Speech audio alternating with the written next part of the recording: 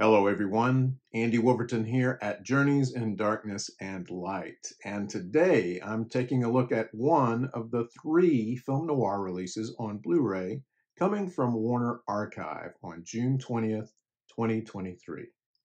Trust me, you don't want to miss any of these. In this video, I'm taking a look at The Damned Don't Cry from 1950, starring Joan Crawford, directed by Vincent Sherman. I don't think most people really understand what an absolute force Joan Crawford was. Watch just about any of her films, especially from the 1940s and early 50s, and you'll see what I mean. No matter who's directing the picture, Joan is in charge. She commands the screen and defies you to look away. You don't even want to look away, even when some of her movies aren't that good. But this one is.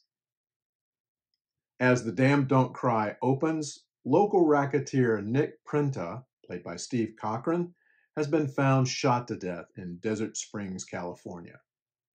The police learn that an oil heiress named Lorna Hanson Forbes, played by Crawford, had ties to Prenta, but apparently she's skipped town. Enter film noir's best friend, the flashback, as we learn that Lorna didn't start out as an oil heiress, but as Ethel Whitehead, a poor Texas housewife who left home to escape a family tragedy and found herself on a journey to both riches and danger. Ethel's journey may remind you, at least somewhat, of another Crawford character, Mildred Pierce, from 1945. But this journey is in many ways seedier, more dangerous, with the potential for damage running very, very high. Ethel is looking for a better life, and she's opportunistic, using her daytime job as a dress model to lead to something better. Maybe not better, but at least more lucrative, as she becomes involved with George Castleman, played by David Bryan, the head of a local crime syndicate. Castleman has lately become suspicious of Prenta, one of his underlings, and sends Ethel to find out what he's up to. That may not be such a good idea, George. Those who know far more than I do about Crawford often state that this role is the one that hits closest to who she really was. Crawford worked hard early in her career as a dancer and chorus girl before working in films. As MGM screenwriter Frederica Segor-Mas once said, "No one decided to make Joan Crawford a star. Joan Crawford became a star because Joan Crawford decided to become a star." You can see that drive in every scene of The Damned Don't Cry.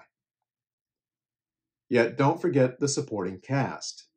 If any man on screen ever came close to equaling the ferociousness and venom of Crawford, it was David Bryan as Castleman, one of the toughest racketeers in all of noir.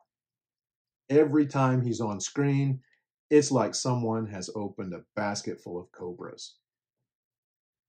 The woefully underrated Steve Cochran is also excellent as the lower-tier racketeer wanting to take control from Castleman. Cochran not only had the good looks and the swagger necessary to pull off roles like this, he also had a much wider range than he gets credit for. Watch his eyes and listen to his voice. Observe his mannerisms. Kent Smith is also good as the reserved bookkeeper, and Sarah Perry and Morris Ankrum are so good as Ethel's parents, they could star in their own movie. The performances are all first-rate, and the story, based on the actual affair of Virginia Hill and gangster Bugsy Siegel, is one you simply can't turn away from, not even for a second.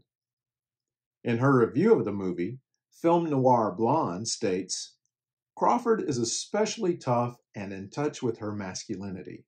It strikes me as implausible that every man she meets falls madly in love with her. In fact, it's not that far from the truth. Making the movie, she began a long-term affair with director Vincent Sherman, who was married, and found time for a fling with co-star Cochran. Clearly, she was seductive as well as steely." Watch The Damned Don't Cry. I think you'll agree. The Warner Archive DVD contained an audio commentary by Vincent Sherman, who lived to be 99, passing away in 2006, a featurette called The Crawford Formula, Reel to Reel, and a trailer.